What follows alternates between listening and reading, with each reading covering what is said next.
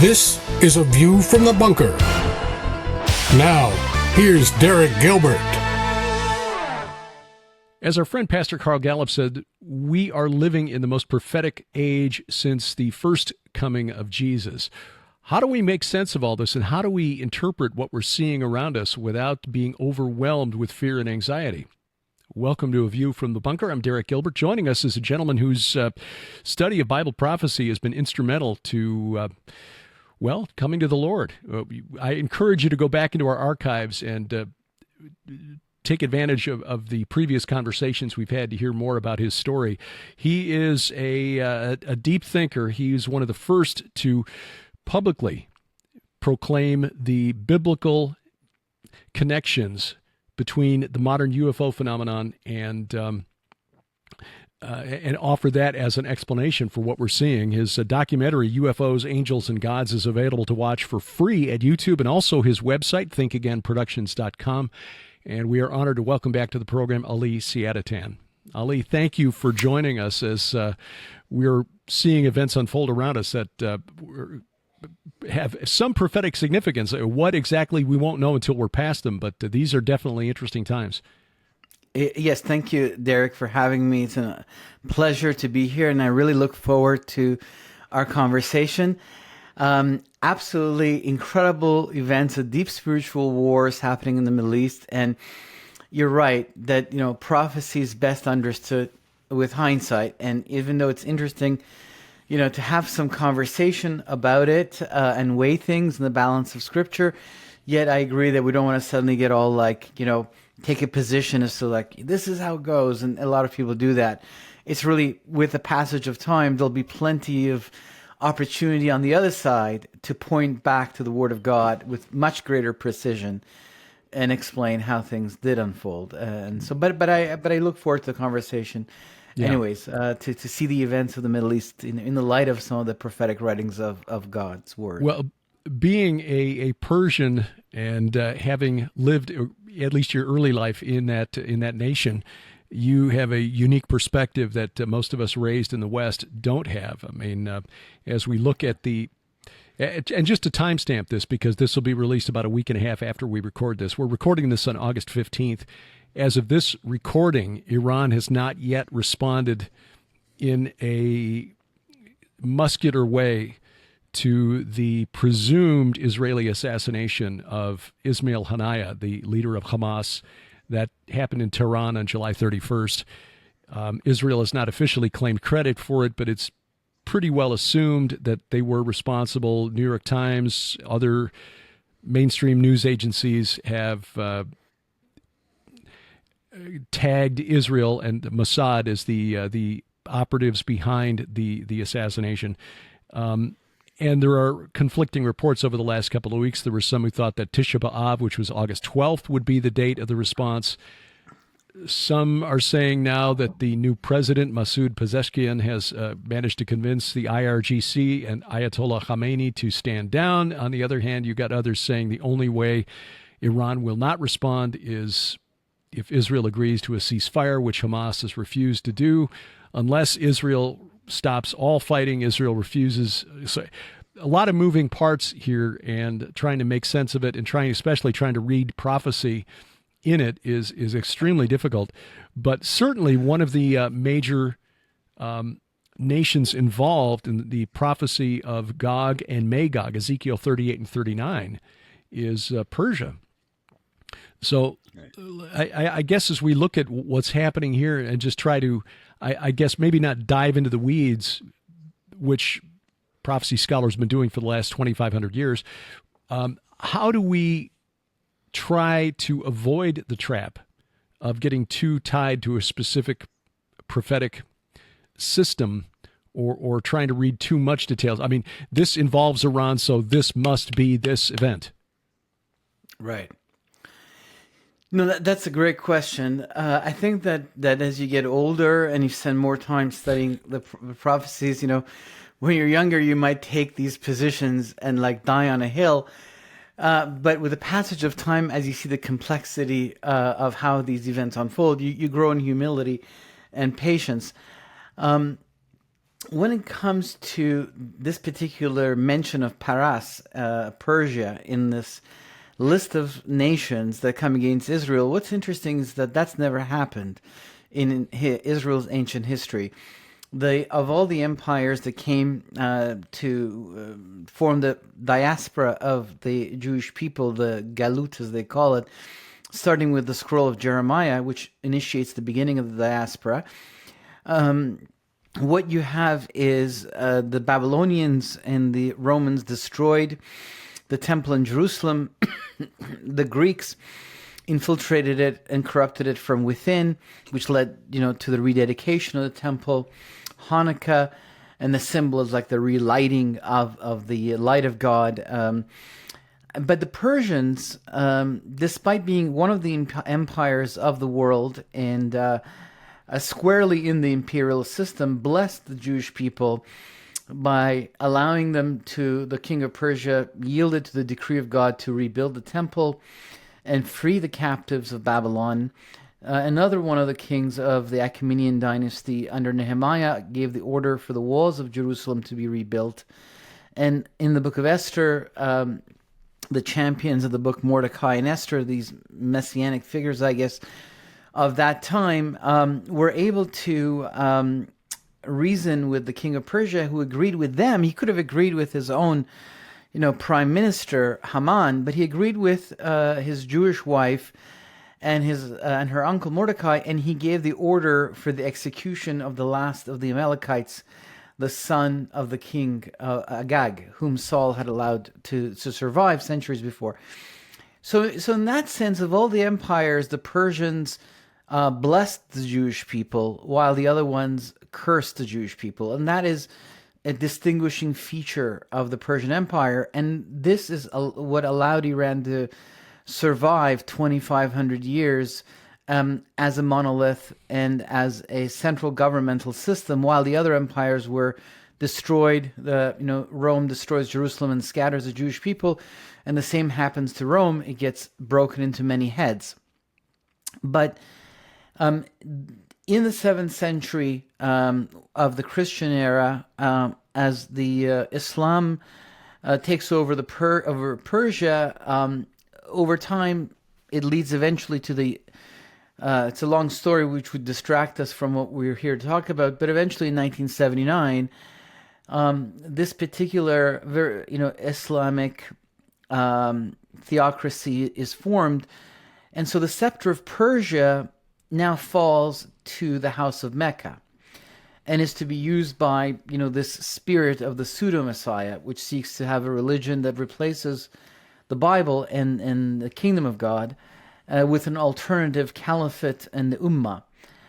And this then suddenly places Iran in direct line of fire to Judea at a time where Israel has formed as a nation. In fact, it's clear that all of these animosity that is suddenly coming out of that region and organizing is in response to the formation of the State of Israel and to the prophetic movement towards the reestablishment of the fallen tabernacle of King David.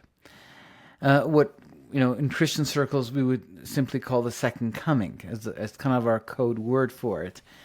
And so this spirit that rises against Israel now controls this very important imperial scepter, which is the most powerful Gentile nation of the region, that is re-stretching its empire from Afghanistan all the way to the Mediterranean. It's trying to influence everybody and bring them into its sphere of influence, and it's charged by Islam.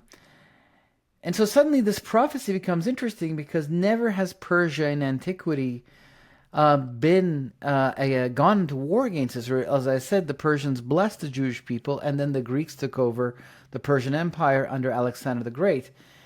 And the rest is history. There ends the story of the Persian diaspora and the Jewish nation.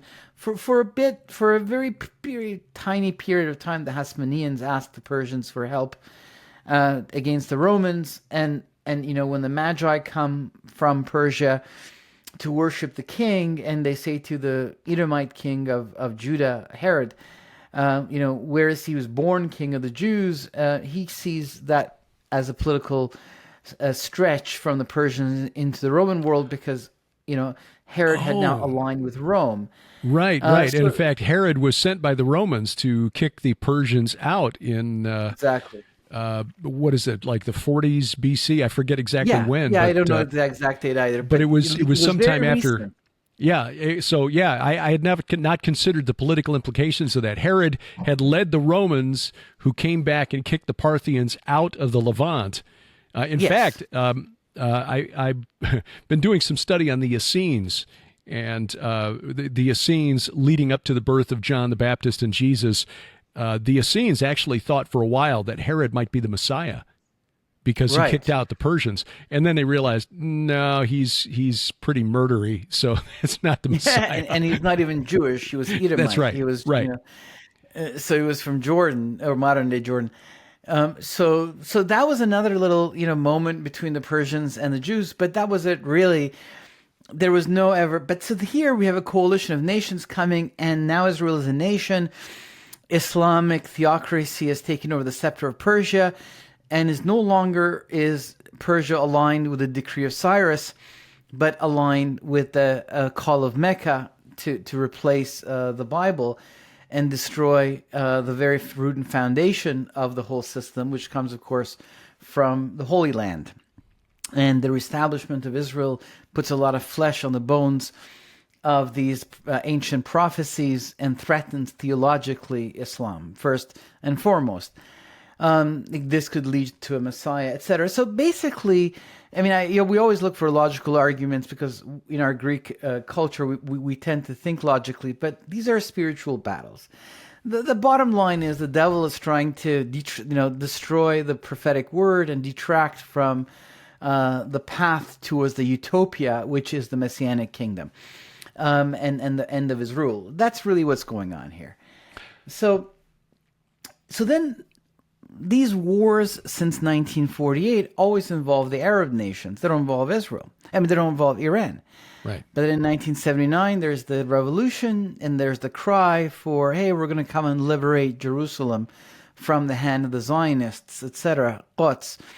And there's even the Al-Quds Brigade created, which General Ani will build to a formidable fighting force, and Trump assassinated him. But then, how do you get out of Iran? How do you extend your power into the rest of the Middle East? There was a war with Iraq for 10 years, but they couldn't defeat Saddam Hussein, but then 9/11 happens, and someone has to be made as an example, and it's decided by Colin Powell and others that the Bush family that it will be Saddam Hussein that will be the example, and Operation Shock and Awe is put into place. And now that Saddam is removed and 60% of the south of Mesopotamia is Shia, and that is where the strongholds of the Shia are because of the people who are buried there, who the Shia look up to, Mesopotamia falls to the hand of Persia. And this was known. This was not a mystery. They knew in the American administration that removing Saddam Hussein was essentially handing over Iraq to Iran. That's why Bill Clinton, after the war with Kuwait, he put a no-fly zone over Iraq and isolated Saddam Hussein's power rather than remove him, because it was understood that it meant you're giving the country to Iran. But under Bush, after 9/11, it was decided that no, this has to happen. And so when the Persians cross the Euphrates, they always, traditionally claim empire.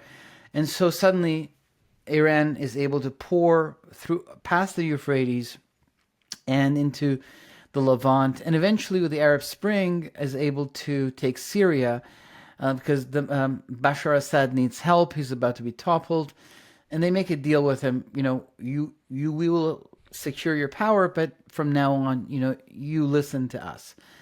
And since Hezbollah was already planted in Lebanon in 1982, now the Shia Crescent is formed from Iran all the way to the Mediterranean, and the linchpin, of course, is Damascus.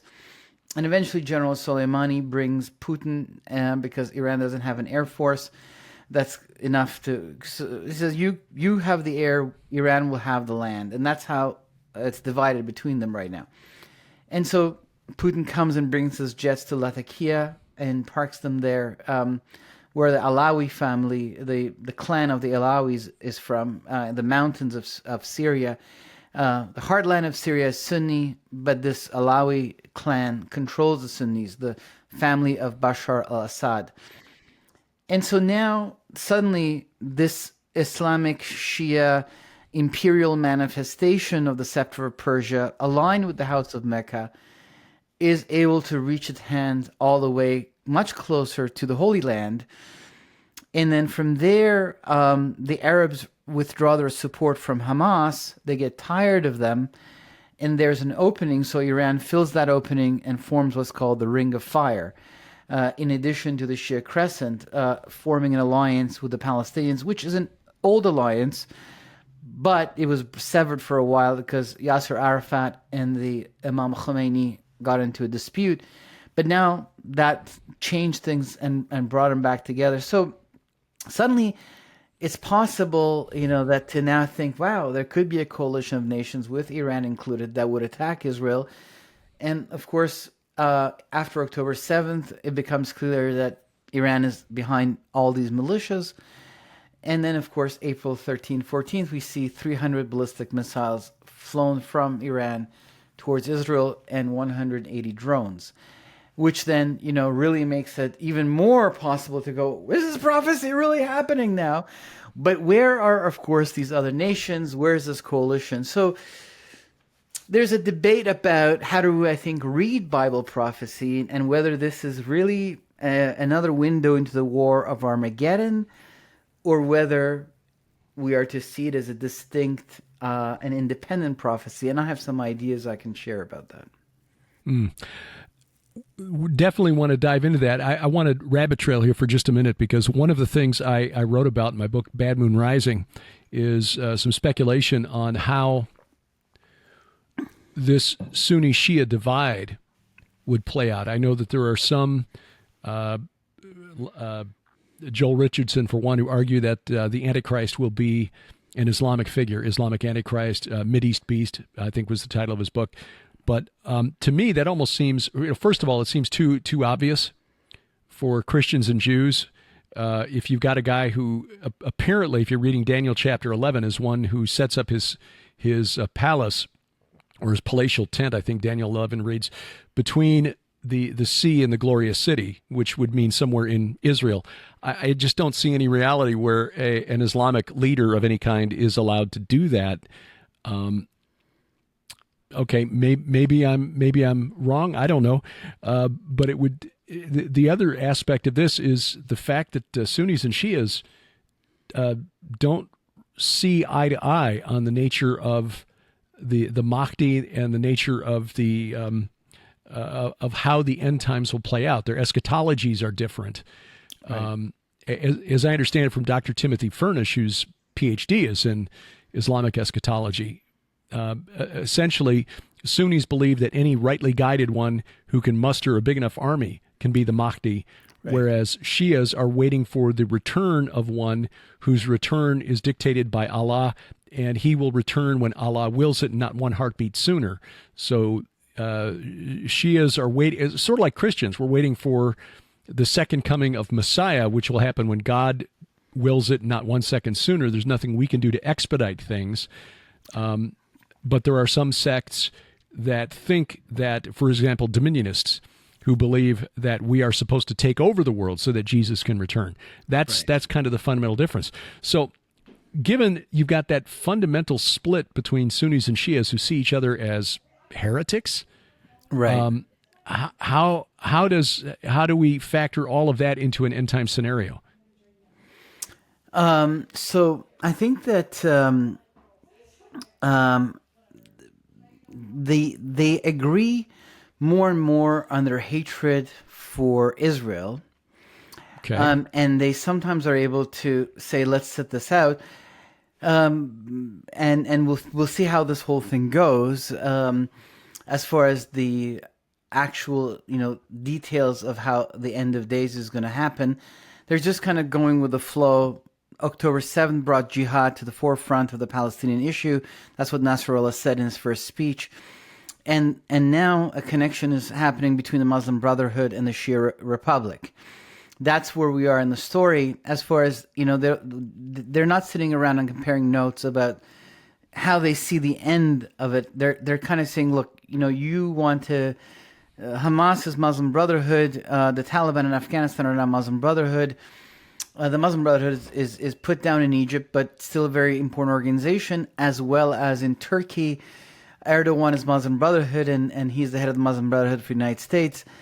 And so they're like, look, you're kind of a vast organization. We have many disciples as well. Why don't we kind of work together to support the cause of this, the resistance, they call it, the jihad. They do each have their own particular, view of correct theology and eschatology, as you mentioned. But I'm not seeing their alliance based on those things, but rather on, hey, we both have one common goal in mind here.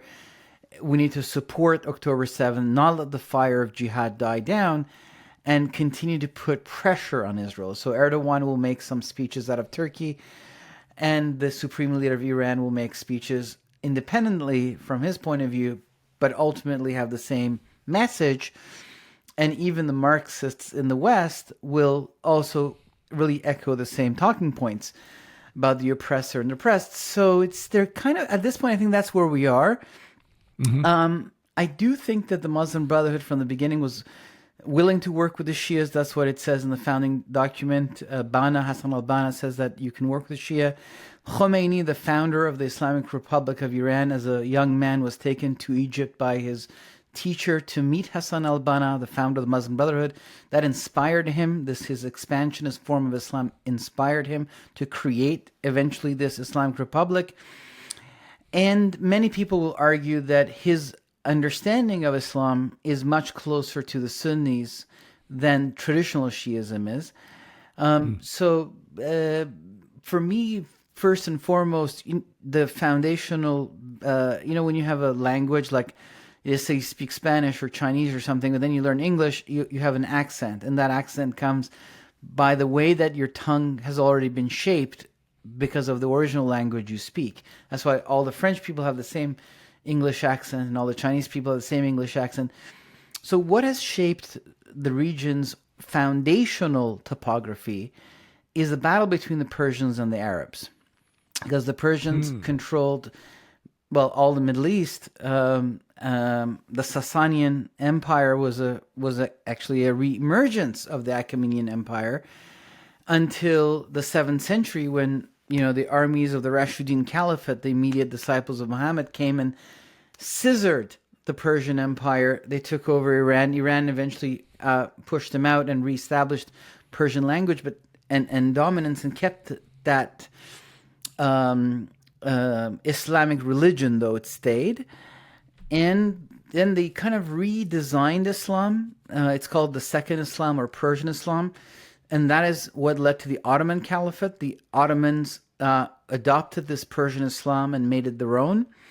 And then the Persians had the bodies of knowledge from Mesopotamia that existed in Persia, the different sciences. And that led to what's called the Golden Age of Islam. And so the Persians set up a capital in Baghdad, because it's always from Babylon that the Persians can control the heartland of the Middle East. And that's why today they need Baghdad as well. So the Persian struggle has been to reassert domination over the Middle East that was taken away by Muhammad's caliphate system. That is the foundational battle between the Persians and the Arabs. In the 16th century, a Persian king of the Safavi, that was his last name, the Safavi dynasty, he decided that in order to separate Iran from the Ottoman Caliphate, distinguish it, and protect against the Russians that have come from the north and the Portuguese that have landed in the south, to bring the tribes together. He wanted a new identity, and he was part of a very tiny sect called the Shia, who neither collected tithes nor had theological seminaries. He then made a decree saying the Shia will now become the religion of his kingdom. And it took 200 years for the whole country to transition from Sunni to Shia. In the 18th century, in the 1700s, Iran is considered finally a Shia nation. But the Safavi, his dynasty, struggled with the Ottomans and with the Russians. So the Iranians would have had a battle with the Arabs, even if they were Sunni, because they consider themselves to be a distinct and superior people, the truth is, and lords of the Middle East, and an imperial system. That's part of the Persian worldview and blood, I would say. The goal is to simply influence the Middle East in a benevolent way through culture and science and good things, rather than dominate and try to form empire constantly. But it's like somehow when you're put in the statue of Nebuchadnezzar, you got this thing inside of you, must form empire. And so you're kind of like, and so you try to at least put a good twist on it. So that's the fundamental battle between the Persians and the rest of the Middle East, is for power and domination, and at times it expresses through religion, and these days through sectarian divide. So it's more like the Persians are like, we want to go and liberate Jerusalem. Who is with us? We don't really care, where you stand. That's why when the supreme leader went to the Palestinians, the Hamas, he presented himself not as the supreme leader, which is a Shia title, since the Shia believe in the succession of prophethood and the Sunni don't. That's their main difference. But he presented himself as Amir al-Mu'mineen, leader of the faithful, meaning you're a good Muslim, I'm a good Muslim. Doesn't matter what you believe in, doesn't matter what I believe in. We have a common struggle here. I come to you in that brotherly way to support you. What do you need? Bombs, missiles, tunnels, money. You let me know, and I'll send it over. It was more like that. They're like warlords, nearly. It's inspired by a common evil spirit. So we know. It's interesting when you consider the possibility that we've got regional entities that we see in the book of Daniel, Daniel chapter 10. The prince of Persia, the prince of Greece comes to do battle with the prince of Persia, and how that might be influencing the struggles that we're seeing in the natural realm, because it may be more. There may be an aspect of that's manifest in the ethnic tensions between the various peoples. I made the mistake in college once of referring to an Iranian exchange student. This was back around 1982 or 3, referring to him as an Arab. Because I thought, well, you're all Muslim. Yeah, he got very angry, and I never made that mistake again. Yeah. But then I did make a mistake in Jerusalem once of talking to the Turkish owner of a cafe, the Arab owner of a little cafe we were at, saying, "Oh, Turkish coffee. This is Arab coffee." Like, sorry. So we in the West don't understand that there are some other aspects to this conflict, even though there are people groups that appear to be allies at this point, who when they achieve, or they think they'll achieve their goals, then suddenly there's no more enemy of my enemy to make us friends. Then there will be another round of conflict. Now, I don't think God is going to let Jerusalem fall, but there are prophecies that there will be an ultimate struggle at Jerusalem. That's what Har Moed, the phrase transliterated by John into Greek, is Har Magedon, Armageddon. Har Moed, the Mount of Assembly, that is God's Mount Zion, the Temple Mount in Jerusalem. That's where the final battle will be fought. But certainly other significant areas in all of this. And it is interesting that we see these different groups aligning. Just as here in the West, we can kind of laugh at, say, the Queers for Palestine. It's like, do you really understand how you'd be received if you walked the streets of Gaza or Ramallah? The only thing that unites them is their hatred of God and his Jewish Messiah. That's it. Once that is removed, then all bets are off. It's like in politics, human politics. You may have one political party all aligned against whoever's holding power in that country, but they're fighting within the party to Yes. be the one who leads the party. So is that how you're interpreting what's unfolding in the Middle East? Yeah, absolutely. It's like, when they want to have battles between each other, those other differences may become important. And the foundation is the ethnic battles, as you mentioned before, even Islam.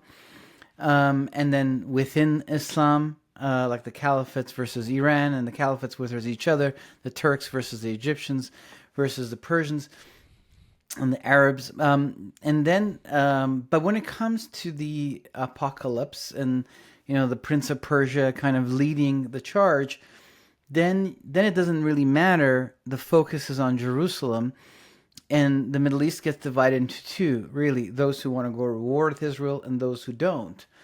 That's it. And so I think that what we're seeing here is the rise of that kind of a spirit, and we're seeing it in the West as well. Anti-Semitism, as it's called, if borrowing a language from the German Nazi period, is at a global high. We haven't seen this since the 20th century at this scale, where the parliaments of the world and aspects of the Democratic Party and professors within university systems are echoing the same exact talking points that is coming out of the mouth of clerics, but not with the Islamic lingo, but ultimately exactly saying the same thing. So you really can see when it says in Zechariah that all nations will gather against Jerusalem, you can start to see that there's a common, spirit, the spirit of the anti-Messiah ultimately, and it can come through powers and principalities, through evil spirits, and through the devil himself. I mean, there's the topography of the dark world, but ultimately it is against the Holy Spirit, which proclaims that the king is on his way. And this battle is, of course, against him at the end of the day, because he sits on the throne and he summoned his people in expectation of his return. And so to break the word of prophecy and cast the Jewish people out, which won't happen, as you said, is to push away the second coming and prolong the age of empire. So that's the strategy of the enemy. So I think that this is a spiritual battle, and I think that's why it's recorded in the Bible. There are these prophecies, because God is not shifting gears and suddenly talking geopolitics. God is staying on track with a plan of redemption, which is the heart of his story. And these are spiritual battles thrown by the enemy towards that plan of redemption, which happens, of course, in two comings, the Calvary and the second coming, the full physical redemption of the earth. Therefore, these prophecies are important, to challenge that second coming. That's why they're there. That's why these wars are mentioned. They're not normal wars. They are wars, what spiritual wars we call them. They're angelic battles, and so they're mentioned there, and I think they're scary. They're big and powerful, and so I think the Lord is going ahead and comforting people by saying, "I'm in charge, and that's why I bring these armies. I'm the one that is uprooting evil from the earth. I'm the one judging them, and I'm the one that's going to make sure that they lose." And doesn't mean that we don't have a role to play. But we don't have to have that worry that would come from an all-out chaotic reality led by, the darkest of forces, unchained. So we don't have that. So that's the great thing. And I think we do need to get ahead of this and share with people that even though we can't see the details exactly, but we can see enough to say, hey, this really is the season of the signs, and these are the signs of the times. And that there is a Lord who sits on the throne, and it's about, yes, pledging allegiance, yes, of course, and it's also being comforted and having peace, and be still and know that I'm God, when David is attacked by enemies from every side.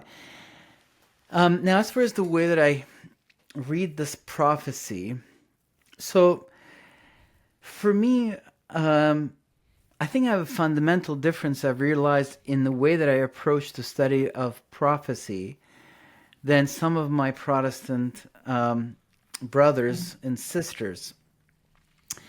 I tend to see prophecy as pattern, and I feel that I'm in good good company since I borrow that statement from none other than Dr. Chuck Missler. But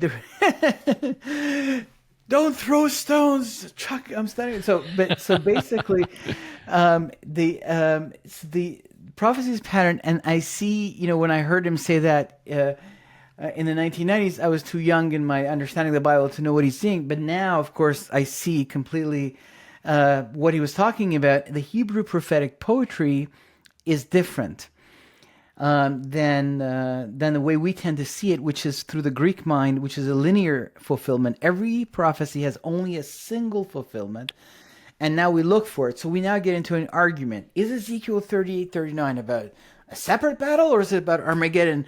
Or is it about even after that? Since even after the 1,000-year reign of the Lord, at the end of the book of Revelation, we hear again of Gog and Magog. Is it about that? It's like, where do we put this? Because we can only put it in one place in this way of thinking. But let's look at how the Bible deciphers itself. Let's take some concrete examples. So we look at, for instance, Psalm 83, which was written by the cantor of David's court, Asaph, 3,000 years ago, give and take 100 years.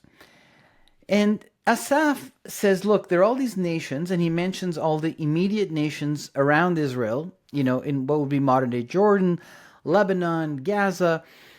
And he's like, they're all, and even Arabia. And he says, they're all gathered against you. They conspire against your people and say, let the name of Israel be no more. Now, why did Asaph write this? Because he was thinking in the dispensationalist futurist school of thought that one day we'd all sit around and say, aha, this was about today. No, because this was happening in his lifetime. Literally, that's what was happening. Yeah. And the Holy Spirit was inspiring him insight as to what is really in their mind and how God won't allow it. And then he was then speaking that under the influence of the Spirit and putting it into song and praising the Lord in the courts of King David. So prophecy tends to often be about the life of the prophet. A pattern begins that then has multiple fulfillments throughout the history of the Jewish people with an ultimate fulfillment, and then it no longer exists. When Nehemiah comes to rebuild the walls of Jerusalem, the same nations rise against them again that Asaph had mentioned. When the Romans come to destroy the Second Temple, my Roman history professor used to tell us that this was one war. He said, he said that the Romans used the administrative system of Rome, but the legions were made from local infantry, taken from the countries of the places where they were ruling. He said many of the soldiers that came in the legions in Jerusalem were from Syria and the countries around. And he said that's one war they were happy to fight for the Romans because they hated the Jews so much. So even in 70, AD of the Common Era, we see this. We see that the Psalm 83 kind of is active. And then we see 1948, the War of Independence. And so basically for 76 years, Israel has been involved essentially in Psalm 83, right? I mean, these countries, they come in 1967. Some of them come in 1973. And then today, we see, again, since October 7th, the same countries around. Now, it's like a piano. It's like the keys of a piano. Every time the prophecy ignites, some of its keys start to act up. And others ones don't. So for instance, there is a prophecy in Ezekiel 28 about judgments that will come on Sidon and Tyre that arguably haven't quite ever come to that extent. So we're going to see if this war right now is on the cusp of expanding into Lebanon, because Hezbollah has launched 6,000 missiles since October 8th. It has shrunk Israel by forcing the Jewish people to evacuate the north of Israel. Even today, they threw a huge barrage. It's not mentioned in the mainstream media, but virtually every day they're throwing missiles over civilian populations. They won't give up. They won't stop. And it looks like the only way for Israel to secure its borders is to take care of Hezbollah in the north. And so it's like, okay, but that's kind of like the Psalm 83. But then now is this Ezekiel 28, exactly now coming online. or you look at the prophecies of ingathering, of the let's say Ezekiel 36, just to take one that's very famous because it's an entire chapter. Did it apply to the Babylonian exile? And a lot of people in the Preterist school and other schools read it that way. They go, Ezekiel said that the Jewish people would come back, and they did. And then that's it. We're done with that now. It was, there was the Persians freed the Jewish people. They came, they rebuilt the land, and sayonara. It's done. But if you look at the canon of Scripture of the Old Testament, in the Hebrew canon, it ends with a decree of King Cyrus. The Christian church reorganizes the canon's order and puts it into, the minor prophets, the major prophets, and historical books. But the actual Old Testament, the way that Ezra put it together, ends with the decree of King Cyrus, which is a decree of invitation to come up to Jerusalem and build a temple and worship God. Why? Because its ultimate fulfillment is the second coming of the Lord. Its ultimate fulfillment is the temple that he will set up in Jerusalem. The final ingathering of the Jewish people happens after his second coming. And so this is a very long process. It's a pattern. So Ezekiel's prophecy of ingathering applies not only to the Babylonian exile, but to the Roman exile, to the one of which they have been started to be ingathered. Because it's a pattern. It applies to dispersion and gathering. It goes all the way back to the writings of Moses, where it talks about dispersion and ingathering. Already in Deuteronomy, at the end of the book of Deuteronomy, Moses already says, before you even go into the land, let me tell you what's going to happen. You're going to come out, and you're going to come back, and you're going to plead. And Jeremiah says that too. I want to bless you. And so these are patterns of this history, but then they have very precise moments of fulfillment where specific things that are spoken in those prophecies suddenly appear on the stage of history. When the Lord says out of Egypt, or Matthew says out of Egypt I called my son, you look at that passage and you go, well, wait a second, this is about Israel. It's not about Jesus, but Matthew, under the influence of the Holy Spirit, is applying that to, the Messiah. Why? Because the pattern, Abraham goes to Egypt. He goes down to Egypt. It wasn't a good time of his life. The rabbis argued the word down means it was a negative moment. It was a spiritually low point. And he, of course, lies about his wife. Right. And so then Israel follows the pattern. Israel goes down to Egypt, and that ends up being good, but then ends up being bad. It leads to slavery. And then Abraham comes out more blessed. Israel comes out more blessed. The Lord goes down to Egypt, after his family is running away. They go and live in Alexandria, where there's a huge Jewish community, and Joseph gets a job.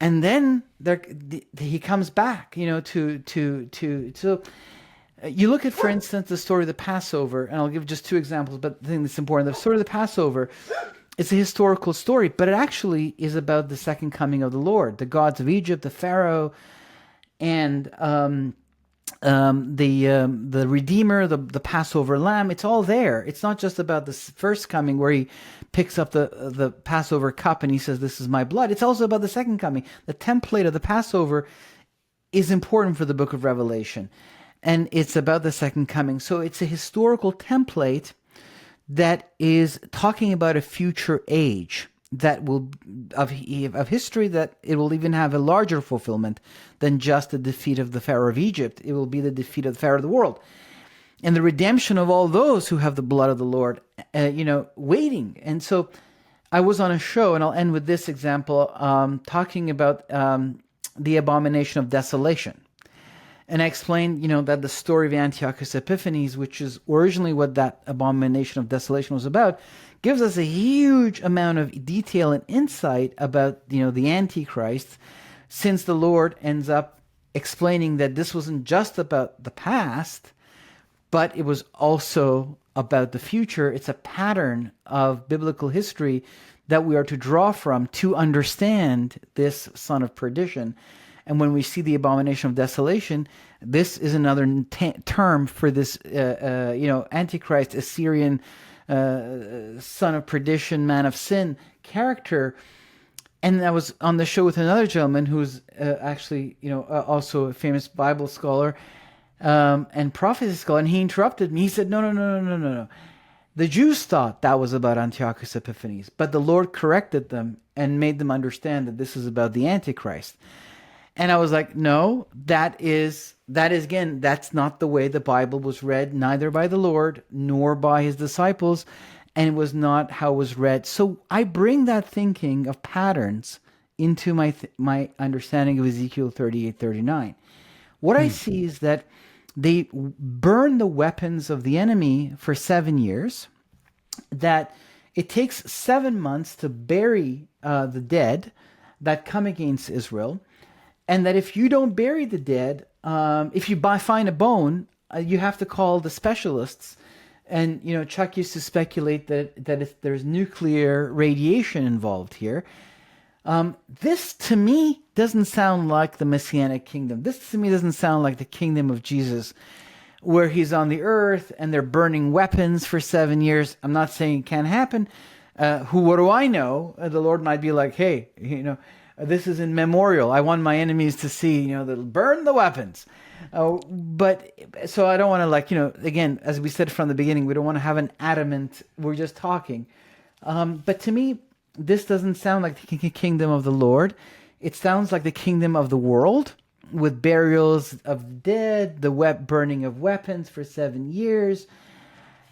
And so what I see is that the same way that Psalm 83 is a prophecy that applied to Asaph 3,000 years ago, applied to Nehemiah, in some ways applied to Rome, and that the Jewish people have been involved in it for at least 76 years now, and the pattern gets reigniting, the cinders get flamed again, and boom, the same nations suddenly like, we must kill the Jews, and off they come.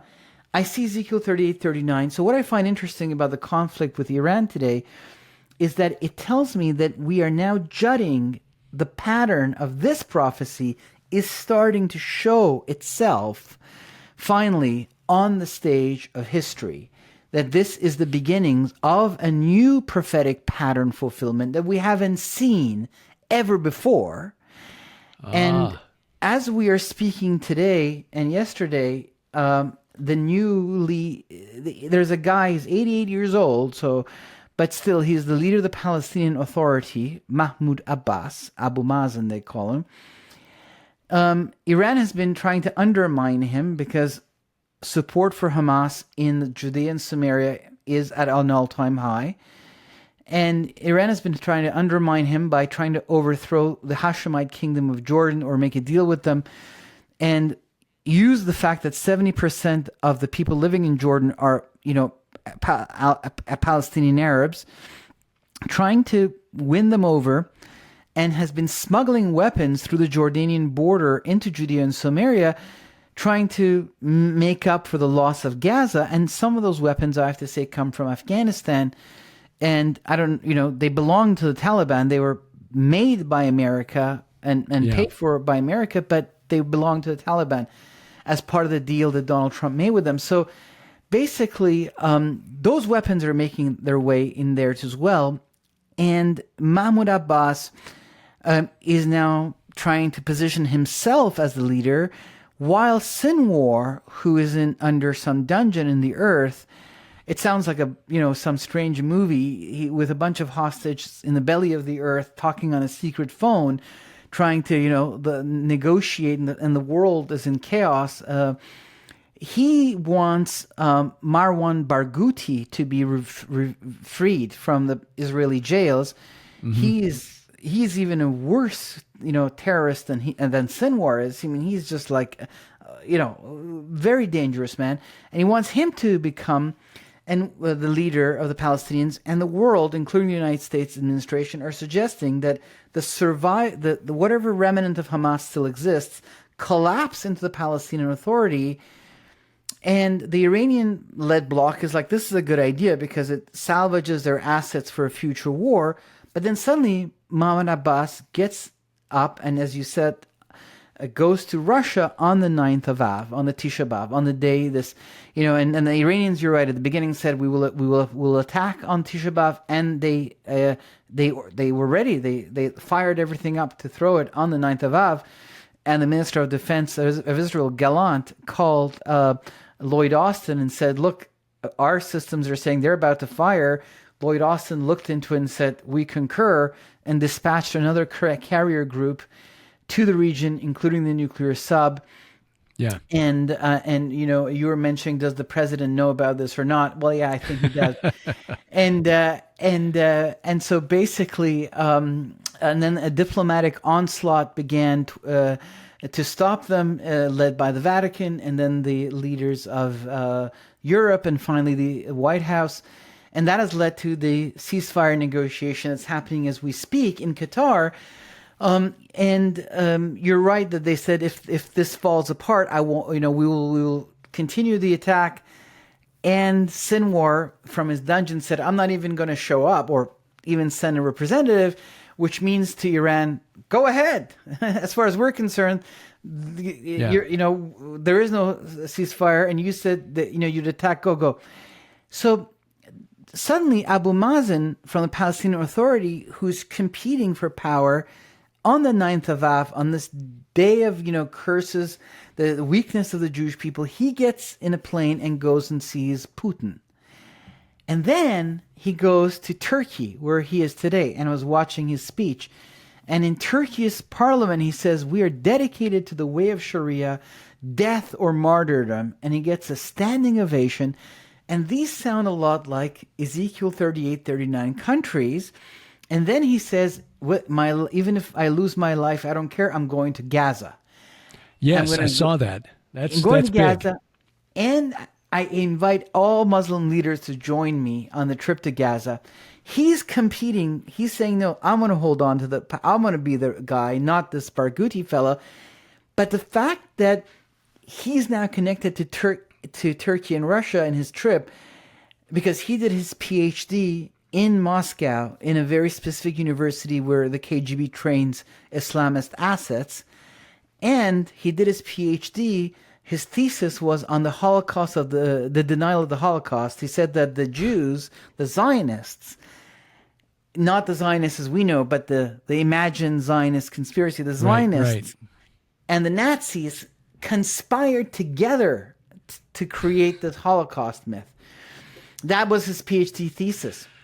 Oh, wow. So this guy goes to Russia, goes to Turkey, and so now he may be pitching himself to Iran and saying, guys, don't try to undermine me by supporting Hamas. Hamas is done. I'm the guy.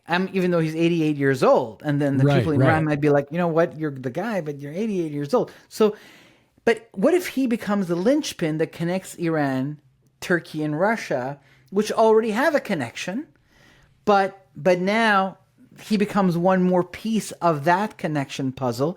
So even though the next war is definitely with Hezbollah in the north, and Iran is not ready to attack yet, and they're building their military forces and regional alliances, and they want to have national allies. Like, they don't want to have just a bunch of militias as their friends. Like, they're not counting on the Houthis, they're not like, oh, the Houthis. They're counting on Russia, on Turkey, on bigger muscle to accompany them. So we're not there yet, but we are suddenly, for the first time, out of this war, seeing the pattern emerge. And it says that Israel will be secure it will be living in the town of secured villages. So we need to see that Israel not only destroys Hamas, but also takes care of Hezbollah and secures the borders. If Hezbollah were right now to be defeated, there would be really no big threat immediately around Israel. No militias would be left, and Israel would relax, and would move back to these towns and villages. And now these guys might want revenge. These guys might want, plunder. And now we see that Russia has been cornered since the war with Ukraine and has been pushed deeper into that block. And Iran and Russia have started to have more of a military cooperation, as far as Iran has become part of Russia's war for creating drones for them. And Russia is now supplying bigger and bigger weaponry to Iran in response to the war it has with Israel. Just yesterday, a new giant airplane arrived from Russia. We don't know what was in it, but last time it came, it brought jets with it. So we don't know whether it brought it with it this time. They've asked for the S-400. Some news says they have received it. Others, I don't know, but they only have the S-300s. and they have created their own version of it, but they need the S-400s to match some of the international norms of ground-to-air defenses. Right. So, and the Iranian policy is no longer the JCPOA. It's a combination of military pressure and diplomatic communication. That's what they just announced. The foreign minister just announced that their new policy was a combination of military pressure and diplomacy. Hold the world hostage with the threat of war, and then negotiate from that position. So this war is not going anywhere until these guys are toppled, if we were to think in the natural. And these patterns. So I think that, first of all, I see that, like Chuck used to say, Psalm 83, he used to say, would be the trigger to Ezekiel 38, 39. And if you were here alive to see that one more time. So now, once this pattern is coming, I see it double fulfillment, meaning that I see it like these prophecies that have more than one fulfillment. I see that they will have one war with Israel, like Psalm 83 has had these many wars, and they get defeated, and God gets glorified inside of his people, as many Jewish people are already turning more to God under the pressure of this.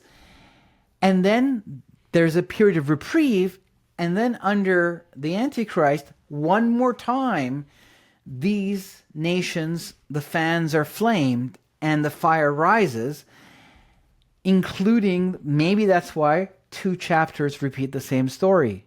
It's a 2-chapter prophecy, 38, 39, and each give a difference. And that's why I see that there are actual statements and sentences in this prophecy that matched the Battle of Armageddon in the book of Revelation. The same sentences are repeated. So definitely this is a prophecy that will have a final end time Joel, Zechariah, Revelation fulfillment. But at the same time, pattern-wise, it takes time for the pattern to emerge. They have a go at it. It's kind of like one fulfillment as the engine is turning on. It leads to one glorification of the Lord as he calls his people to himself. And then it happens again on, under the same that Ezekiel 36 has happened twice now, not once, or Psalm 83. So that's how fundamentally I see it, prophecy's pattern. And that's why I'm comfortable in focusing on this now and yet holding on to it into the war of Armageddon, rather than it has to be now or then, one or the other. Gotcha. That makes a lot of sense. And again, people hearing this or seeing this may think, well, this is really, really scary times. But again, as Carl Gallups has said, we love quoting Carl because he's very wise. As he commented the morning after the presidential election in 2020, the Lord did not slap himself on the forehead and say, boy, I didn't see that coming. All of this has been foreseen. And while we see into that realm, as Paul wrote, as though into a glass darkly, meaning we're looking in a mirror, so everything's backwards, and it's in a darkened room, so it's insufficiently lit. We don't see it all clearly yet, but we will someday, which is why I said we won't understand it perfectly until it's behind us. But that makes a lot of sense. The already but not yet fulfillment. And I really think that's a good insight that this is the first time we've seen Persia emerge as an enemy of Israel in history, which suggests that we are now moving into a new phase of prophetic fulfillment, which would certainly track. I mean, just the restoration of Israel in 1948 was a mile marker on the roadmap to on the road to the end of the age, and certainly the emergence of Persia, Iran, as an enemy of Israel is another. We could go for hours on this, but in the interest of trying to keep these programs to a manageable length, we will leave it here, and we'll have to pick this up again. These are always fascinating conversations, Ali. I really appreciate your scholarship and your willingness to devote some time to our audience here. Again, Ali Siadatan, his website, thinkagainproductions.com. Ali, thanks for joining us today. And follow me on my YouTube channel. Thank you. Just double click on the documentary you'll see on my homepage. Thank you very much for having me, Derek. Till next time. Bye-bye. You bet. Check the notes below this podcast, whether you're watching or listening, for the link to Ali Siadatan's website. That is thinkagainproductions.com. Always an education when we talk to Ali, and his point on this being the first point in history where Persia has openly become an enemy of Israel as a significant prophetic marker is right on. I had not thought of that, had not considered it before, and I think he's absolutely right. Coming up, we got a couple of new conferences to tell you about, and the unraveling of Candace Owens. Dr. Michael Brown takes on Candace Owens in her recent tack to the hard right. That's straight ahead on A View from the Bunker.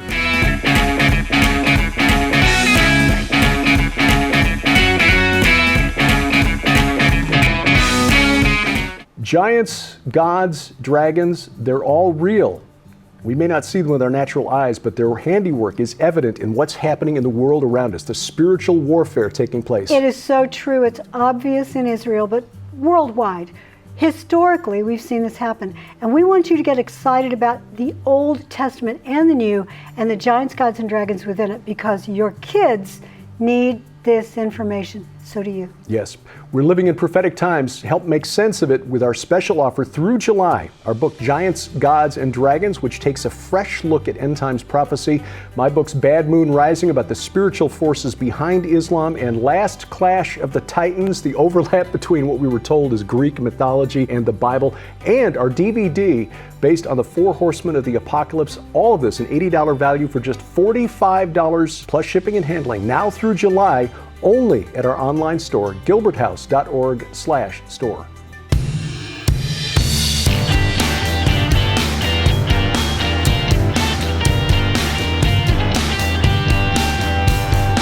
Driving the internet to think every Sunday night from the beautiful Missouri Ozarks. This is A View from the Bunker. I'm Derek Gilbert. You'll find us online at VFTB.net. Also, gilberthouse.org. That's our main web hub. My personal website, derekpgilbert.com. Social media, you'll find us on X, formerly Twitter, at ViewFromBunker, at Derek Gilbert, or at GilbertHouse_TV. Facebook, View from the Bunker. Give our page there a like.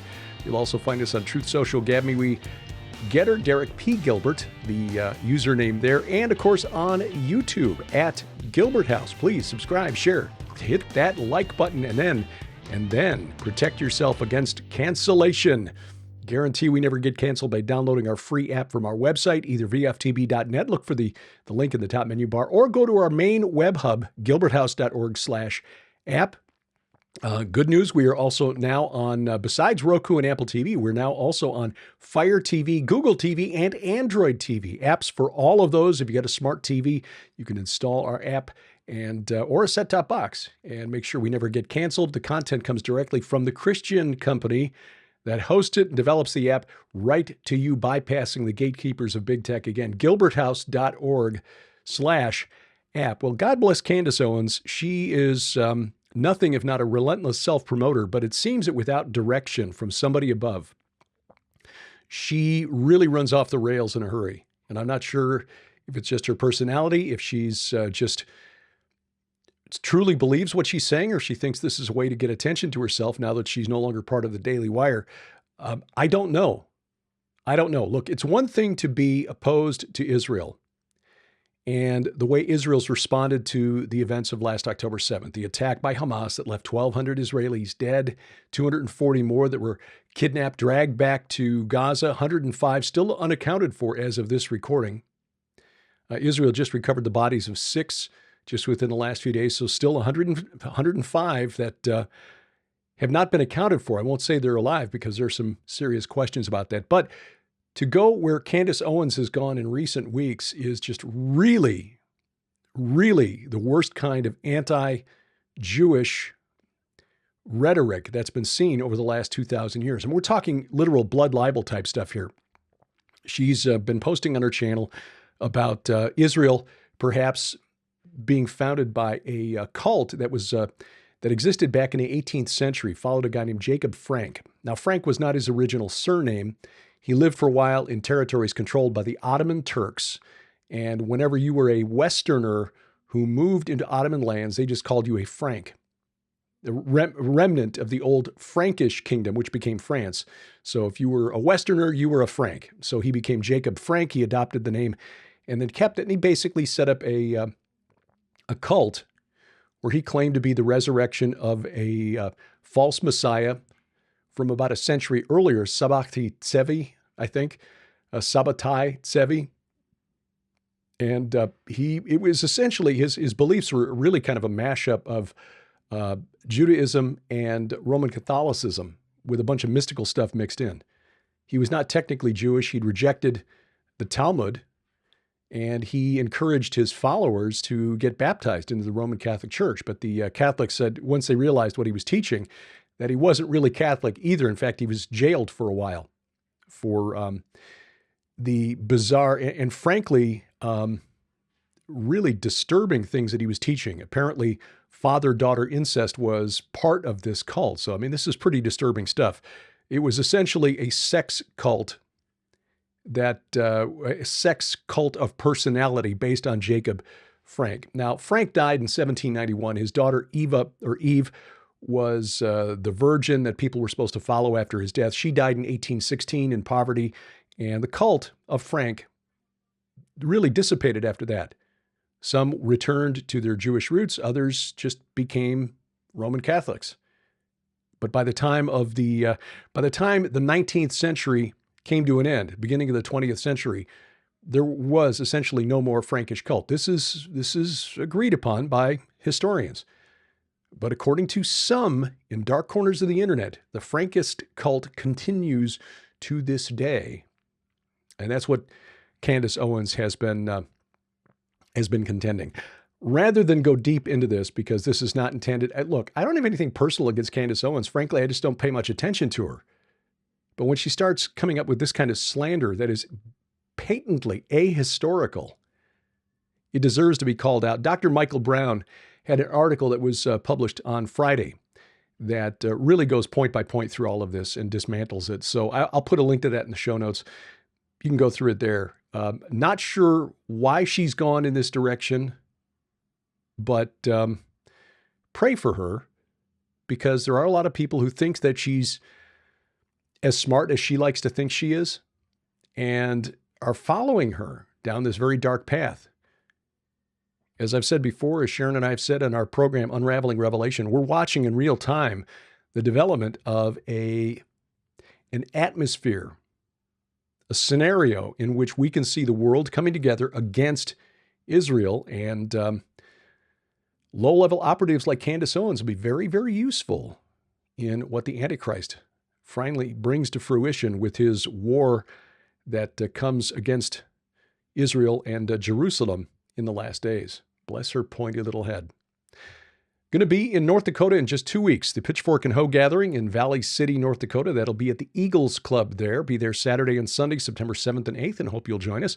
Dr. Doug Hamp will also be speaking at this event. If you want more information, you can find it at our website. Look under the events calendar or go to our app. We've got a calendar of events at our app with detailed information, including a link to their Facebook page, the Pitchfork and Hoe Gathering Facebook page. The event as a whole is a gathering of small farmers and homesteaders talking health and nutrition and best practices for small farms, things like that. And then a couple of crazy Christians coming to talk. I'll be speaking about our forthcoming book, The Gates of Hell. Why did Jesus do what he did, where he did it, especially regarding his declaration of his divinity in front of the gates of hell. That'll be on Saturday. On Sunday, The Secret History of Israel. And no, it wasn't the Frankists. It wasn't the Rothschilds. It wasn't the Illuminati. But it was not the history that you've been taught either. That'll be on Sunday afternoon.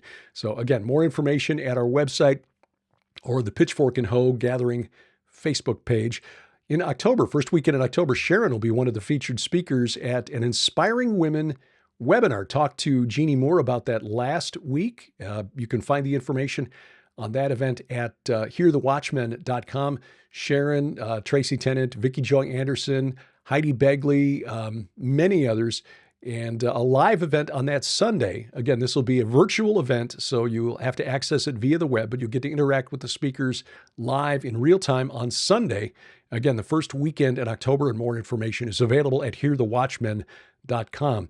Our solidarity mission to Israel, talk about that in just a minute. December 5th through 8th, I will be speaking at the Christmas in Branson Prophecy Conference, along with L.A. Marzulli, Bill Salas, Ken Johnson, Billy Crone, Josh Peck, Mondo Gonzalez, Lieutenant Colonel Robert McGinnis, Alex Newman, Patrick M. Wood, Doug Hershey, many others. Of course, it's a Prophecy Watchers Conference, so 24 speakers, 30 messages, wonderful gathering, and a great facility, the Chateau on the Lake in Branson. And Silver Dollar City, Branson itself, always something to see at the Christmas holiday. So find out more information at prophecywatchers.com, at BransonChristmasProphecyConference.com, or just go to our app and follow the link there. And we hope to see you in Branson this December. Now, our visits to Israel, we are still planning to go to Israel for our Solidarity mission, November 6th through 13th, visiting the sites attacked on October 6th, October 7th, rather, including the Nova Music Festival site, where more than 300 people lost their lives and dozens of others kidnapped, taken hostage there at that site. It is somber, but it is worth seeing that location, the town of Sderot, and probably one other village, probably Ofakim, which we visited back in the spring, where you can look at these private homes with bullet holes still in them. I mean, this was not an attack against military outposts. This was an attack against civilians. So you can witness that. We'll go to Tel Aviv, Hostage Square. We'll visit with wounded IDF soldiers. And of course, we'll visit the important sites in the spiritual war in Jerusalem. All of that, the sample itinerary is posted at our website, gilberthouse.org/travel. If you want to get an idea of what the tour is like, I gave a presentation on this in July at the Go Therefore conference, actually on Sunday morning for the Harvest Revival Center's Sunday morning services. And that video is posted to our streaming video site, gilberthouse.org/video. So you can go there, watch it free of charge, get an idea in the 1-hour presentation of where we went, what we saw, and why it was so impactful. And again, details at gilberthouse.org/travel. And then next spring, our tour of Israel, still on. We've not changed this yet. Obviously, a lot depends on what happens politically and militarily there over the next few weeks. Still waiting to see if Iran is going to follow through on its threats. But as of now, March 25th through April 3rd, we will be in Israel with Doug Van Dorn, Dr. Judd Burton, and Timothy Alberino. This will be like a rolling conference through the Holy Land, and we hope you join us there. Again, the latest information at gilberthouse.org/travel. Thank you for taking time out of your schedule to watch or listen, as the case may be. If you're watching, great. Subscribe, share, click the bell for notifications, and then get our app. If you're listening, whether it's at Apple Podcast, YouTube Music, Amazon Music, iHeartRadio, Spotify, Spreaker, Stitcher, wherever fine podcasts are sold. It's Pandora now, not Stitcher anymore. Thank you. Thank you. A tip of the earbuds to our announcer, the inimitable DC Good. And Gilbert House, A View from the Bunker, is a production of Gilbert House Ministries, released under Creative Commons Attribution, Non-Commercial, No Derivatives 4.0 International License. We wrestle not against flesh and blood. Pray for the peace of Jerusalem. And good night, Oliver, wherever you are. I'm Derek Gilbert, and this is A View from the Bunker.